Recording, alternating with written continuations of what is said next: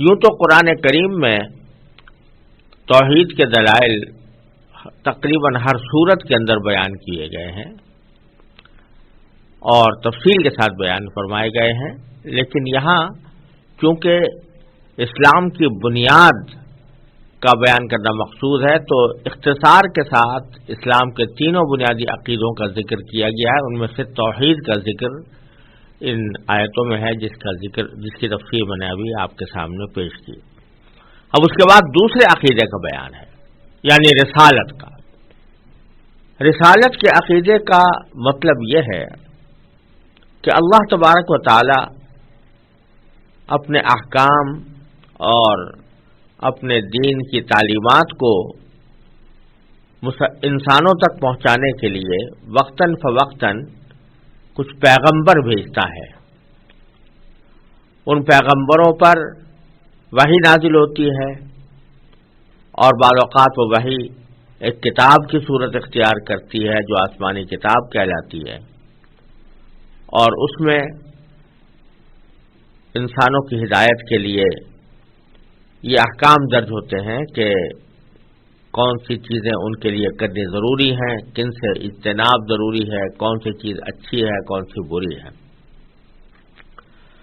یہ پیغمبروں کا سلسلہ اللہ تبارک و تعالی نے اس وقت سے شروع کیا ہوا ہے جب سے کہ انسان کو پیدا کیا، اور اگر غور سے دیکھا جائے تو اللہ تبارک و تعالی کے وجود اور اس کی توحید اور اس کی حکمت بالغہ پر اگر ایمان ہے تو اس کا لازمی نتیجہ یہ ہونا چاہیے کہ رسالت پر بھی ایمان ہو، اس لیے کہ اللہ تبارک و تعالی کی رحمت اور حکمت دونوں سے یہ بات بعید ہے کہ وہ انسان کو دنیا میں بھیج تو دے، دنیا میں پیدا کر دے، اور اس دنیا میں پیدا کر دے جہاں پر کہ خیر اور شر دونوں کا معرکہ جاری ہے، یا اگر وہ جگہ ایسی ہوتی جہاں پر کہ خیر ہی خیر ہوتی اور شر کا کوئی وجود نہ ہوتا، بھلائی ہی بھلائی ہوتی، نیکی ہی نیکی ہوتی، بدی کا کوئی وجود نہ ہوتا، تب تو بات کچھ سمجھ میں آ سکتی تھی کہ اللہ تبارک و تعالیٰ کو رہنمائی کی حاجت نہیں۔ لیکن اللہ تبارک و تعالیٰ نے اس دنیا میں بھیجا جس میں خیر بھی ہے، شر بھی ہے، اچھائی بھی ہے، برائی بھی ہے، نیکی بھی ہے، بدی بھی ہے، تو اس میں انسان کو یہ فیصلہ کرنا پڑتا ہے کہ کون سا کام وہ کرے اور کون سا کام چھوڑے۔ تو یہ بات اللہ تعالیٰ کی رحمت اور حکمت سے بہت بعید ہے کہ وہ انسان کو ایسی دنیا میں بھیج تو دے اور اس کو کوئی ایسے رہنما اصول نہ بتائے کہ تمہیں اس دنیا میں کس طرح زندگی گزارنی ہے، کون سی چیز اچھی ہے، کون سی بری ہے، کون سا عمل نیک ہے، کون سا بد ہے، اور کس طرح زندگی کا ڈھانچہ انسان کو بنانا چاہیے۔ یہ بات اللہ تبارک و تعالیٰ کی رحمت سے بعید ہے کہ انسان کو یہ ساری باتیں بتائے بغیر اندھیرے میں چھوڑ دے۔ لہذا اللہ تبارک و تعالیٰ نے چونکہ انسان کو پیدا کیا ہے تو پھر اس کی رہنمائی کے لیے ایک ایسا نظام بھی بنایا ہے کہ وقتاً فوقتاً اسے اللہ تعالیٰ کے احکام پہنچائے جا سکیں۔ اسی نظام کا نام رسالت ہے، جو انبیاء کرام علیہ والسلام کے ذریعے پیغامات پہنچائے جاتے ہیں، ان پر وحی نازل کی جاتی ہے، اور پھر ان کے ذریعے یہ بتایا جاتا ہے کہ انسان کو زندگی کس طرح گزارنی چاہیے اور اللہ تعالیٰ کی بندگی کا طریقہ کیا ہے۔ جس بندگی کا ذکر پچھلی آیتوں میں تھا کہ اللہ اپنے پروردگار کی بندگی کرو، تو بندگی کیسے کرو، بندگی کا طریقہ کیا ہو، یہ ساری باتیں انبیاء کرام علیہ والسلام کے ذریعے اللہ تبارک و تعالی انسانوں تک پہنچاتا ہے، اور اسی سلسلے کو اللہ تبارک و تعالی نے جاری رکھا ہے اس وقت سے جب سے کہ حضرت آدم علیہ السلام کو پیدا کیا تھا، کیونکہ وہ پہلے پیغمبر تھے، اور یہ سلسلہ پیغمبری کا جاری رہا یہاں تک کہ حضور نبی کریم سرور دو عالم محمد مصطفیٰ صلی اللہ علیہ وسلم پر اس رسالت کے مبارک سلسلے کی تکمیل ہو گئی۔ آپ آخری پیغمبر تھے، آپ پر نازل ہونے والی آخری وحی تھی، آپ نے جو کچھ ہم کو پہنچایا وہ اللہ تبارک و تعالیٰ کا وہ آخری پیغام تھا جو قیامت تک کے انسانوں کے لیے واجب العمل کیا گیا، اور آپ پر جو کتاب اتاری گئی یعنی قرآن کریم وہ بھی اللہ تعالیٰ کی آخری آسمانی کتاب ہے۔ لہذا رسالت کے عقیدے پر عمل کرنے کے لیے دو باتیں ضروری ہیں۔ ایک تو یہ کہ جتنے انبیاء کرام اللہ تبارک و تعالیٰ نے بھیجے ہیں ان سب پر ایمان ہو کہ سب وہ اللہ کے پیغمبر تھے، سچے تھے، اپنے اپنے وقتوں میں اللہ تعالیٰ کے احکام لے کر آئے تھے۔ اور دوسرا یہ کہ نبی کریم سرور دو عالم صلی اللہ علیہ وسلم اللہ تبارک و تعالیٰ کے سچے پیغمبر تھے اور آپ آخری پیغمبر تھے۔ آپ کے اوپر نبوت کی اور نبوت کا اور رسالت کا سلسلہ تمام ہو گیا، کیونکہ خود اللہ تعالیٰ نے ان کو خاتم النبیین قرار دیا ہے سورہ احزاب میں، جیسا کہ تفصیل سے انشاءاللہ سورہ احزاب میں آئے گا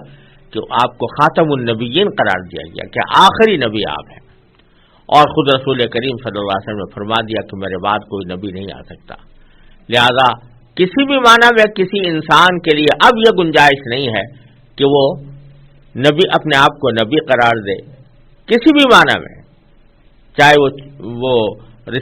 تشریعی نبوت ہو یا غیر تشریعی نبوت ہو، چاہے وہ کسی بھی قسم کی نبوت کا دعویٰ کرے تو وہ کسی بھی اعتبار سے قابل قبول نہیں ہے اور وہ عقیدہ رسالت کے خلاف ہے۔ لہذا عقیدہ رسالت میں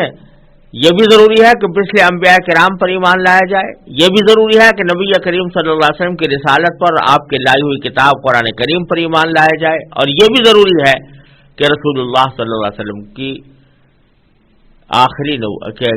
نبوت کو آخری نبوت قرار دیا جائے اور اس کے آپ کے بعد نبوت کے دروازے کو، رسالت کے دروازے کو سمجھا جائے اور یہ یقین کیا جائے، اس پر ایمان رکھا جائے کہ وہ دروازہ بند ہے، اور اب اگر کوئی شخص نبوت کا دعویٰ کرے گا تو وہ پرلے درجے کا جھوٹا اور دجال اور کذاب ہوگا۔ یہ سب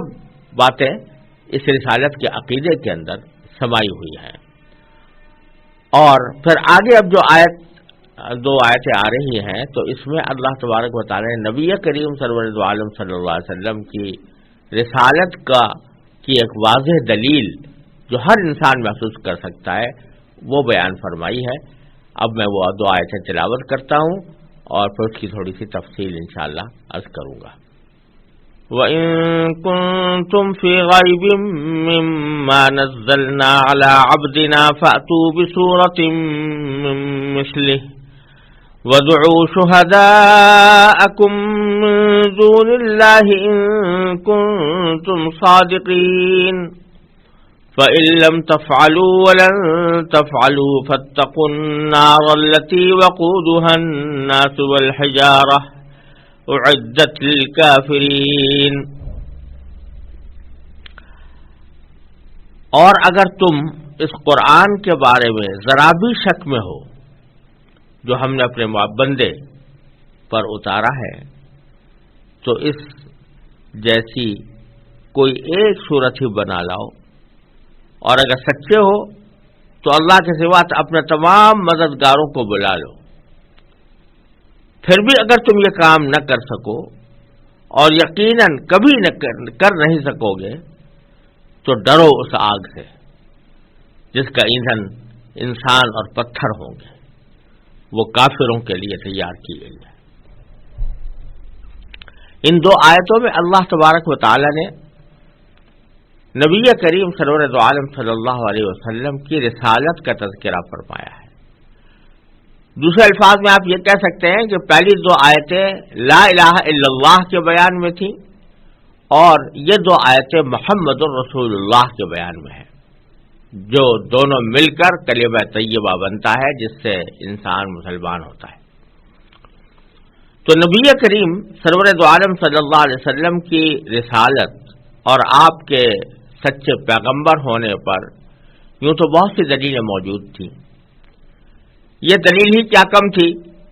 کہ رسول کریم سرور دو عالم صلی اللہ علیہ وسلم نے 40 سال مکے کے لوگوں میں اس حالت میں گزارے تھے کہ ان میں سے ہر شخص اس بات کا معترف تھا کہ آپ سچے ہیں اور امانت دار ہیں. لوگ اپنی امانتیں لے جا کر آپ کے پاس رکھواتے تھے. جو بات نبی کریم صلی اللہ علیہ وسلم کے زبان سے نکل جاتی اس کو 16 آنے لوگ درست مانتے تھے، اور اسی لیے آپ کا لقب اس معاشرے میں صادق اور امین تھا. صادق کے معنی سچا اور امین کے معنی امانت دار. یہ بات بالکل واضح تھی. آپ کی تمام زندگی حیات طیبہ 40 سال تک نبوت سے پہلے کی زندگی وہ ایک کھلی کتاب کی طرح اہل مکہ کے سامنے موجود تھی. اور یہ بات بالکل واضح ہے کہ جب کوئی شخص اپنی عام زندگی میں جس نے کبھی جھوٹ نہ بولا ہو تو وہ اللہ کے اوپر کوئی بہتان باندھے اور اللہ کے اوپر بہتان باندھ کر یہ کہے کہ اسے مجھے پیغمبر بنا کر بھیجا، اتنا بڑا جھوٹا دعویٰ کر بیٹھے اچانک، یہ بہت ہی بعید بات ہے. اللہ تعالیٰ کے پیغمبر، اللہ تبارک و تعالیٰ اپنے پیغمبر ایسے بھیجتا ہے. ہر قوم میں جو بھی پیغمبر آئے ہیں وہ ایسے ہوتے ہیں کہ ان کی پیغمبری سے پہلے کی زندگی لوگوں کے سامنے ہوتی ہے اور وہ ان کے عادات کو، ان کے اطوار کو، ان کے کردار کو پرکھ چکے ہوتے ہیں. ان کی سچائی لوگوں پر واضح ہوتی ہے. پھر وہ اللہ تعالیٰ کی طرف سے اگر پیغمبر ہونے کا دعویٰ کرتے ہیں تو اول تو ان کو کسی مزید دلیل کی ضرورت نہیں ہوتی.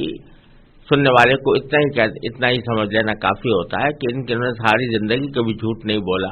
تو اب ان نبوت جیسے معاملے میں اور اللہ تبارک و تعالیٰ کے پیغام جیسے اہم معاملے میں یہ کیسے جھوٹ بولیں گے. تو یہی معاملہ نبی کریم سرور دو عالم صلی اللہ علیہ وسلم کے ساتھ بھی تھا. اور یہ وجہ ہے کہ جب آپ نے پہلی بار دعوت دی تو مشہور ہے، سب مسلمان جانتے ہیں کہ کوہ صفا پر چڑھ کر آپ نے اپنے قبیلے کے لوگوں کو بلا کر پوچھا کہ اگر میں تمہیں یہ خبر دوں کہ اس پہاڑ کے پیچھے کوئی دشمن ہے جو تم پر حملہ آور ہونا چاہتا ہے تو کیا تم میری بات مانو گے، تصدیق کرو گے، مجھے سچا سمجھو گے؟ سب نے بیکوار آواز ہو کر کہا کہ ہاں، آپ اگر یہ بات کہیں گے تو کیوں نہیں سمجھیں گے، ہم نے تو کبھی آپ پر جھوٹ کا تجربہ نہیں کیا، کبھی آپ سے کی زبان سے جھوٹ نہیں سنا. تو اس لیے ان کا حضور اقدس صلی اللہ علیہ وسلم کی ساری زندگی ہی کافی تھی ان کے اس دعوے کی تصدیق کے لیے کہ وہ واقعتاً اللہ تعالیٰ کے پیغمبر ہیں. لیکن اللہ تبارک و تعالیٰ کی سنت رہی ہے کہ اس واضح دلیل کے باوجود اللہ تبارک و تعالیٰ اپنے پیغمبروں کو دوسرے لوگوں پر اتمام حجت کے لیے اور دلیل کو بالکل اور زیادہ مؤکد اور مضبوط کرنے کے لیے پیغمبروں کو کوئی معجزہ عطا فرماتے ہیں. یعنی ایسی چیز عطا فرماتے ہیں جو عام لوگوں کی استطاعت سے باہر ہوتی ہے، اور وہ چیز جب پیغمبر کے ہاتھ پر ظاہر ہوتی ہے تو اس سے یہ واضح ہوتا ہے کہ یہ شخص کوئی عام جیسا شخص نہیں ہے، بلکہ اس کو اللہ تبارک و تعالی نے اپنے پیغام پہنچانے کے لیے منتخب فرمایا ہے. وہ جو ایسی بات جو غیر معمولی بات، خرق عادت یعنی عادت کے خلاف کوئی ایسا کام ظاہر ہوتا ہے تو اسی کو معجزہ کہتے ہیں، جو اسباب سے ماورا ہوتا ہے. تو اللہ تعالیٰ اپنے انبیاء کرام کو کچھ معجزات بھی عطا فرماتے ہیں تاکہ وہ معجزات دکھا کر لوگوں کو اس بات پر اور زیادہ پختہ کر سکتے ہوں کہ ان کو واقعتاً اللہ تبارک و تعالی نے اپنا پیغمبر بنا کر بھیجا ہے. پھر معجزات میں بھی اللہ تبارک و تعالی نے عموماً یہ ترتیب رکھی ہے کہ جس زمانے میں جس قوم کے اندر جس قسم کی چیزوں کا زیادہ رواج ہوتا ہے اور اس کو افضلیت کا معیار سمجھا جاتا ہے یا اس کو قابل فخر سمجھا جاتا ہے، اسی کو وہی چیز کسی نبی کو اس طرح دی جاتی ہے کہ وہ اسباب سے ماورا دی جاتی ہے اور وہ اس چیز کے اوپر غالب آ جاتی ہے جو معاشرے کے اندر رواج پذیر ہو چکی ہے. مثلا حضرت موسیٰ علیہ السلام کے زمانے میں جادوگروں کا بڑا زور تھا. لوگ جادو کرتے تھے، طرح طرح کے جادو کرتے تھے. وہ جادو ہو یا نظر بندی ہو یا ویسے ہی ہاتھ کی صفائی ہو، اس کا اس زمانے میں بڑا رواج تھا. اور جو شخص جتنا بڑا جادو دکھاتا اس کو معاشرے میں اتنا ہی بڑا انسان سمجھا جاتا، اس کی تعظیم کی جاتی. تو اللہ تبارک و تعالی اس زمانے میں جو معجزہ حضرت موسیٰ علیہ السلام کو عطا فرمایا وہ ایسا تھا کہ جو تھا تو اسی قسم کا جیسا کہ جادوگر لوگ کیا کرتے تھے، لیکن وہ ایسا قوی اور مضبوط تھا کہ جس نے تمام جادوگروں کے جادوؤں کو شکست دے دی اور سب کو نیچا دکھا دیا. تو ان کو ایک عصا زمین پر ڈال کر اس کو سانپ کی شکل میں تبدیل ہو جانا اور پھر اس سانپ کا باقی جادوگروں دوسرے جادوگروں کے بنائے ہوئے سانپوں کو نگل جانا، اس نے بالکل یہ بات علم نشرح کر دی کہ جو چیز یہ دکھا رہے ہیں یہ اس قسم کا جادو ہرگز نہیں ہے جو جادوگر دکھایا کرتے ہیں. یہ عالم اسباب سے ماورا اللہ تعالیٰ کی نصرت اور اللہ تعالیٰ کی مدد کے ذریعے کوئی چیز دی گئی ہے. چنانچہ ان سب سے پہلے تبھی حضرت موسیٰ علیہ السلام کے اس معجزے کو دیکھ کر وہی جادوگر جو ان کا مقابلہ کرنے کے لیے آئے تھے وہ سب سے پہلے سجدے میں گر گئے اور ان کے اوپر یہ بات جب واضح ہو گئی کہ جادو نہیں ہو سکتا، یہ اللہ تبارک و تعالیٰ کا کوئی خاص لطیف معاملہ ہے جو انصاف کے ساتھ کیا جا رہا ہے، تو اس واسطے ان کو یقین آ گیا کہ اللہ کے پیغمبر ہیں. حضرت عیسیٰ علیہ السلام کے بارے میں کہتے ہیں کہ اس زمانے میں علم طب کا بڑا زور تھا اور لوگ طبیبوں کو بڑا اونچا مقام دیتے تھے اور ان سے علاج کرواتے تھے، ان کے علم کو علم سمجھتے تھے، ان کی معاشرے میں تعظیم و تکریم کی جاتی تھی. تو اللہ تبارک و تعالیٰ نے حضرت عیسیٰ علیہ السلام کو جو معجزات عطا فرمائے ان کا تعلق طب جیسا تھا کہ طبیب لوگ دوا دے کر علاج کرتے تھے. حضرت عیسیٰ علیہ السلام کسی دوا کے واسطے کے بغیر، کسی دوا کے کو استعمال کیے بغیر اپنا دست مبارک رکھ کر اور ان کا علاج اس طرح کرتے تھے کہ اللہ تعالیٰ ان کو شفا عطا فرما دیا کرتے تھے. ان دواؤں میں تو کسی کو شفا ہوئی کسی کو نہ ہوئی، لیکن حضرت عیسیٰ علیہ السلام کو اللہ تبارک و تعالیٰ نے یہ معجزہ عطا فرمایا تھا کہ وہ جب ہاتھ پھیر دیتے تو شفا ہو ہی جاتی تھی، اللہ تعالیٰ شفا کر ہی دیتے تھے. اور عام طبیب جن امراض کا علاج کرنے پر قادر نہیں ہوتے، مثلا کوئی مادرزاد اندھا ہے، مادرزاد نابینا ہے، تو اس کو بینائی واپس دلانا کسی کے بس کا کام نہیں، کوئی طب اس کی مدد نہیں کر سکتی. تو لیکن حضرت عیسیٰ علیہ السلام کو اللہ تعالیٰ نے معجزہ عطا فرمایا کہ وہ مادرزاد نابینا کو بھی ان کے ہاتھ پھیرنے سے اللہ تبارک و تعالیٰ بینائی عطا فرما دیتے تھے. اسی طرح کوڑی کو، جو اس زمانے میں کوئی قابل علاج مرض نہیں تھا، لیکن حضرت عیسیٰ علیہ السلام اس کو اللہ تعالیٰ کے حکم سے شفا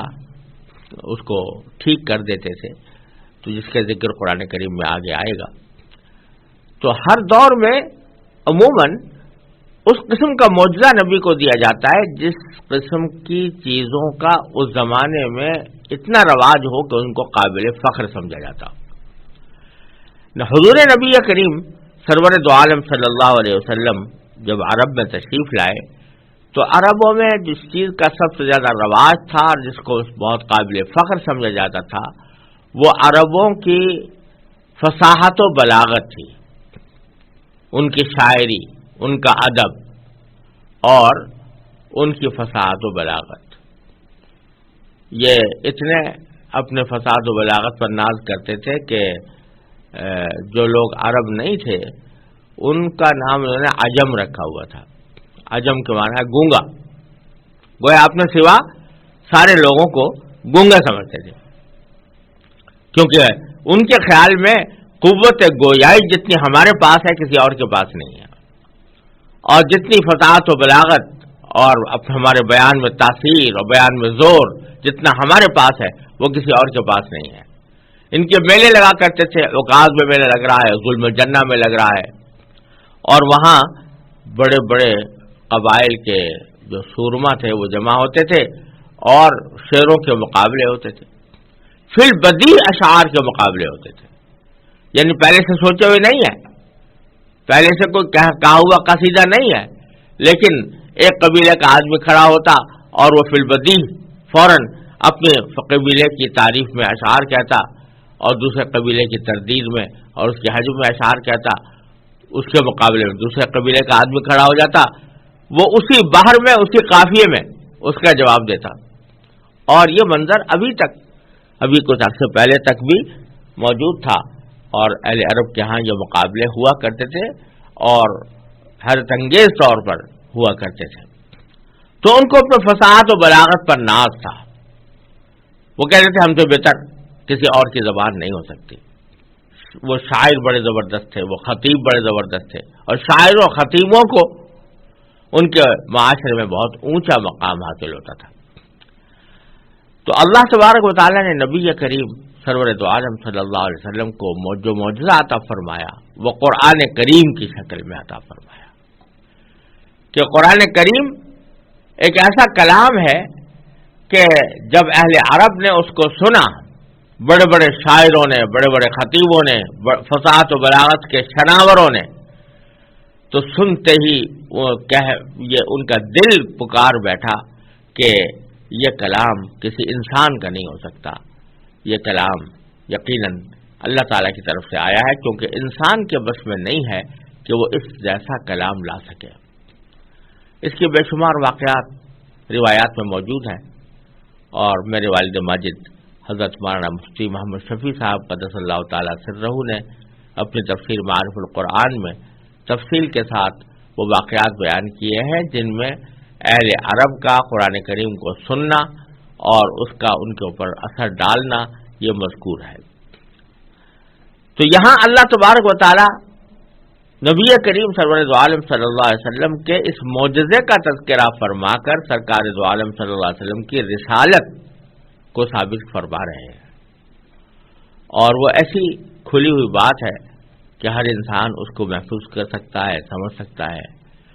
وہ بات یہ ہے کہ ان دو آیتوں میں اللہ تبارک و تعالی نے پورے اہل عرب کو چیلنج دیا کہ اگر تمہیں اس بات میں ذرہ برابر بھی شک ہو کہ یہ قرآن اللہ کا کلام ہے جو محمد مصطفیٰ صلی اللہ علیہ وسلم پر نازل کیا گیا،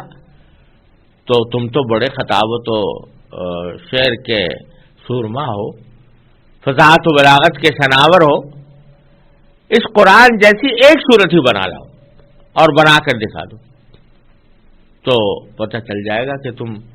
یہ اللہ کا کلام ہے یا نہیں. اس سے پہلے قرآن کریم نے ایک موقع پر یہ فرمایا تھا کہ کوئی شخص اس قرآن کے برابر، قرآن کا مثل کوئی چیز نہیں لا سکتا. پھر ایک موقع پر فرمایا کہ اگر تم اپنے اس دعوے میں سچے ہو کہ یہ اللہ کا کلام نہیں ہے اور کسی کا گھڑا ہوا ہے تو تم ہی گھڑ کر لے آؤ، 10 صورتیں لے آؤ. لیکن اب اس آیت کریمہ میں یہ فرما رہے ہیں چلو 10 صورتیں بھی نہ صحیح، ایک جیسی ایک صورت بھی جو قرآن جیسی ہو وہ بنا کر لے آؤ، تو تمہیں خود پتہ لگ جائے گا کہ یہ گھڑا ہوا کلام ہے یا اللہ تعالیٰ کا کلام ہے. اور ساتھ ہی صرف اتنا ہی نہیں کہ چیلنج دیا، بلکہ اگلی آیت میں یہ فرما دیا فَإِن لَّمْ تَفْعَلُوا وَلَن تَفْعَلُوا، اگر تم ایسا نہ کر سکو اور ہرگز نہیں کر سکو گے تو پھر سمجھ لو کہ اب قرآن کریم کو جھٹلانا یا قرآن کریم کی تکذیب کرنا یا اس کو اللہ کا کلام نہ ماننا یہ اللہ تعالیٰ کے غضب کو دعوت دے گا اور پھر تمہیں جہنم کا سامنا کرنا پڑے گا. پھر اس چیلنج میں اللہ تبارک و تعالیٰ نے یہ بھی فرما دیا کہ اگر تم خود تنہا نہیں کر سکتے تو اپنے حمایتیوں کو بلا لو، سارے حمایتیوں کو جمع کر لو۔ حمایتیوں سے مراد یہ کہ جو بڑے بڑے خطیب اور شاعر ان کے معاشرے میں پائے جاتے تھے اور جن کے خطبوں اور شعر کی مدد سے وہ اپنے قبیلوں کے فخر بیان کیا کرتے تھے، مفاخر بیان کیا کرتے تھے، ان شاعروں خطیبوں کو سب کو جمع کر کے بلاؤ اور بلا کر معلوم کرو اور بلا کر کہو کہ بھائی اس قرآن جیسا کوئی کلام بنا کر لاؤ۔ لیکن فرمایا کہ کوئی تم یہ کام کر نہیں سکو گے، اور یہ پیشین گوئی بھی فرما دی کہ نہیں کر سکو گے۔ چنانچہ ایسا ہی ہوا۔ آپ ذرا اس سے اندازہ کر سکتے ہیں کہ اتنا بڑا چیلنج، اتنا واضح چیلنج دیا جا رہا ہے، کوئی بہت لمبے چوڑے کام کا نہیں، ایک سورت بنا کر لانے کا، اور سارے اہل عرب کو دیا جا رہا ہے، اور جن کے ان کے بڑے بڑے خطباء اور شعراء تھے ان سب کو یہ چیلنج دے کر دعوت دی جا رہی ہے۔ اگر قرآن ان لوگوں نے، کافروں نے نبی کریم صلی اللہ علیہ وسلم کو تکلیفیں پہنچائیں، مکہ مکرمہ سے نکالا، جنگیں لڑی، اور ایک جنگ نہیں 10 جنگیں لڑی، لیکن کسی سے اتنا نہ ہوا کہ حضور اقدس صلی اللہ علیہ وسلم کی رسالت کو غلط ثابت کرنے کے لیے قرآن کے اس چیلنج کو قبول کر لیتا اور کہتا ٹھیک ہے میں اس چیلنج کو قبول کر کے یہ صورت لے کے آتا ہوں۔ اس سے پتہ چل جاتا ہے کہ نبی کریم صلی اللہ علیہ وسلم، حضرت محمد مصطفیٰ صلی اللہ علیہ وسلم جو دعویٰ کر رہے ہیں وہ درست نہیں ہے۔ لیکن ایک مثال نہیں ہے کہ کوئی شخص اس چیلنج کو قبول کرنے کے لیے آگے بڑھا ہو۔ پورے اہل عرب میں کسی نے بھی اس بات کی جرأت نہیں کی۔ بعض روایتوں میں، تاریخی روایتوں میں ایک دو آدمیوں کا ذکر آتا ہے کہ انہوں نے یہ حماقت کرنے کی کوشش کی تھی، مگر جو کلام وہ بنا کر لائے اور اپنے ہم قوم لوگوں کو، کافروں کو سنایا تو وہ خود کافر پر ہنسنے لگے کہ تم کیسا کلام بنا کر لائے ہو، یہ قرآن کے مقابلے میں اس کی کوئی حقیقت ہی نہیں ہے، اور کبھی بھی ہم اس کو قرآن کریم کی فصاحت و بلاغت کے مقابلے میں پیش نہیں کر سکتے۔ اور یہ چیلنج 1400 سال سے آج تک چلا آتا ہے، اور کسی نے بھی اس چیلنج کو قبول کر کے کوئی ایسا کلام پیش نہیں کیا۔ جن لوگوں نے کیا، دوسرے غیر جانبدار لوگوں نے، خود کافر لوگوں نے یہ کہہ دیا کہ یہ تمہارا یہ کلام قرآن کے برابر نہیں ہو سکتا اور قرآن کی فصاحت و بلاغت کے جیسا نہیں ہو سکتا۔ وہ فصاحت و بلاغت کیا ہے اور کس طرح، کیا اسلوب ہے، اس کو سمجھنے کے لیے عربی زبان کی مہارت بھی درکار ہے اور عربی زبان کا ذوق بھی درکار ہے۔ اس ذوق سے تفصیل میں جانے کی ضرورت نہیں ہے۔ خود میں نے اپنی کتاب علوم القرآن میں اس کے اوپر مفصل بحث کی ہے اور قرآن کریم کے اعجاز کے وجوہ بیان کیے ہیں کہ وہ کیوں معجزہ ہے، کن کن حیثیتوں سے وہ معجزہ ہے۔ تو اگر کسی کو ضرورت ہو تو وہ اس کو دیکھ سکتا ہے، لیکن یہ بات بہرحال ہر انسان کے لیے کھلی ہوئی ہے کہ یہ چیلنج دیا گیا، سارے اہل عرب کو دیا گیا، کوئی اس چیلنج کو قبول کرنے کے لیے آگے نہیں بڑھا اور کسی نے کوئی ایسی صورت پیش نہیں کی جو بالکل واضح دو ٹوک اس بات کی دلیل ہے کہ رسول کریم سرور عالم صلی اللہ علیہ وسلم سچے رسول تھے، اور آپ پر جو کتاب نازل ہوئی وہ اللہ تعالیٰ کا کلام ہے، اور وہ آج تک اپنی اصل صورت میں محفوظ چلا آتا ہے۔